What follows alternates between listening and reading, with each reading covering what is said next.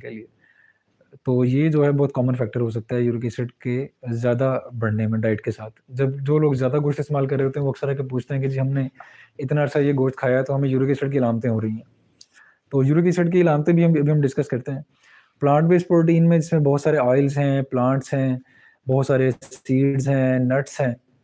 ये सारी चीज़ें चूँकि प्लांट बेस्ड प्रोटीन है, नट्स जो हैं ये बहुत ज़्यादा अगर लेना शुरू कर दें आप, तो ये भी जो है स्टोन फॉर्मेशन में अपना रोल प्ले कर सकते हैं यूरिक एसिड के। तो यूरिक एसिड की जब एक्सक्रीशन ज़्यादा हो रही होगी तो इसका डेफ़िनेटली ब्लड के अंदर लेवल बढ़ जाता है। मगर उसमें बहुत सारे लोगों को अलामतें हो रही होती हैं, बहुत सारे लोगों को अलामतें नहीं हो रही होती हैं। यूरिक एसिड अमूमन जो है सबसे पहले गठिया की अलामत करता है। गठिया यानी कि जोड़ों के सूजन के साथ, ये हाथों की उँगलियों, पैरों की उँगलियों में, हमारे जोड़ों में, बहुत से लोगों में नीज़ में, रिस्ट जॉइंट्स में पेन के साथ आ रहे होते हैं। अमूमन वो हाथों की उँगलियों में स्वेलिंग के साथ, पैरों के अंगूठे में स्वेलिंग के साथ आ रहे होते हैं। इवन ये जॉइंट्स के अंदर डिपॉज़िट हो सकता है। इसी तरह से गुर्दों को भी नकारा कर सकता है, आँत को भी डिफेक्टिव कर सकता है या आँत के अंदर जो खुराक की एब्ज़ॉर्प्शन है उसको डिफेक्टिव कर सकता है।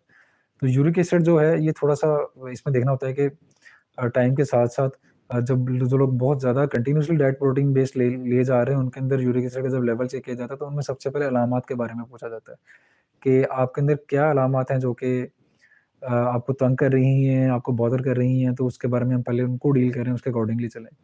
क्योंकि यूरिक एसिड के हाई लेवल के बारे में ये कंसीडर किया जाता है कि फौरी तौर पे इसकी अद्वियात हम शुरू नहीं करते क्योंकि उनके बहुत ज़्यादा साइड इफ़ेक्ट्स भी हो सकते हैं। बहुत सारे लोग ज़ाइलोरिक की फॉर्म में, फेबुक्सोस्टेट की फॉर्म में जो कि यूरिको की नाम से भी अवेलेबल है, ज़ैंथीन ऑक्सीडेज़ जो इनहिबिटर्स हैं उनकी फॉर्म में भी अवेलेबल है।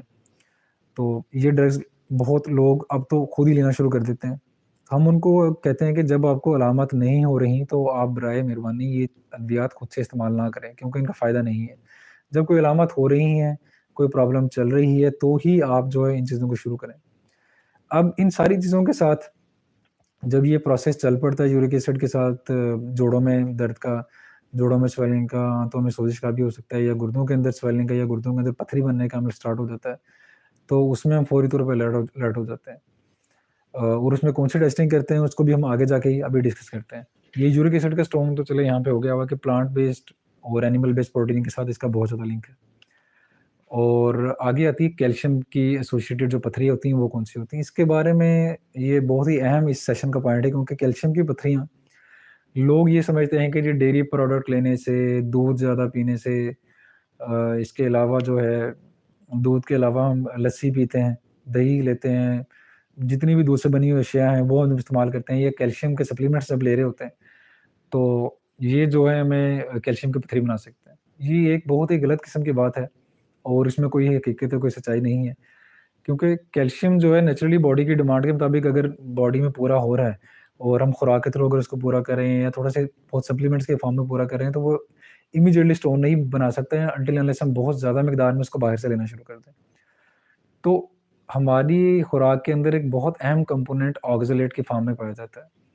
ऑक्ज़ैलेट हमारी बॉडी में बहुत सारे फंक्शन जो कि सरअंजाम दे रहा होता है, हमारी बहुत सारी खुराक का हिस्सा है, जैसे कि बहुत सारी सब्जियाँ हैं, जैसे कि हरे पत्तों वाली सब्जियों में, टमाटर में, इसके अलावा चुकंदर में और बहुत सारे मीट के अंदर, इवन फिश के अंदर भी ऑक्ज़ैलेट बहुत ज़्यादा मिकदार में पाया जाता है। अब ऑक्ज़ैलेट ने चूँकि जब हम खुराक लेते हैं, तो आँत के अंदर जाना है, मैदे से हज़म होने के बाद जब आँत में इसने गुज़रना है, तो इसने आँत के अंदर जज़ब होना है। इसको जज़ब होने के लिए किसी एक साथी की समझ लें या एक फ्रेंड की ज़रूरत होती है, जो कि इसको बाउंड करके एक मंज़िल मकसूद तक पहुँचाए।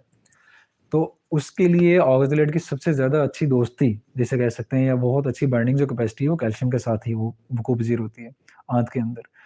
तो जब ये आँत के अंदर अपना एक प्रॉपर तरीके से अब्ज़ॉर्प्शन स्टार्ट हो जाती है, तो ऑक्ज़ैलेट बहुत ज़्यादा कैल्शियम को जो बाइंड कर लेता है, जब ये बॉडी से फिर रिलीज़ होना होता है गुर्दों के थ्रू, तो कैल्शियम ऑक्ज़ैलेट के स्टोन के फॉर्म में ये बाउंड हो रहा होता है।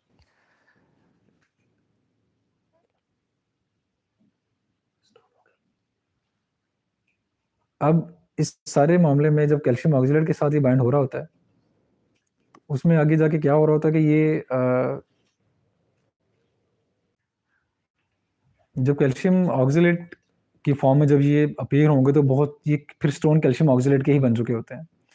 अब कैल्शियम ऑक्ज़ैलेट के स्टोन्स को जो हार्डेस्ट स्टोन माना जाता है उनको डील करना थोड़ा-सा एक और तरह के एस्पेक्ट में चला जाता है।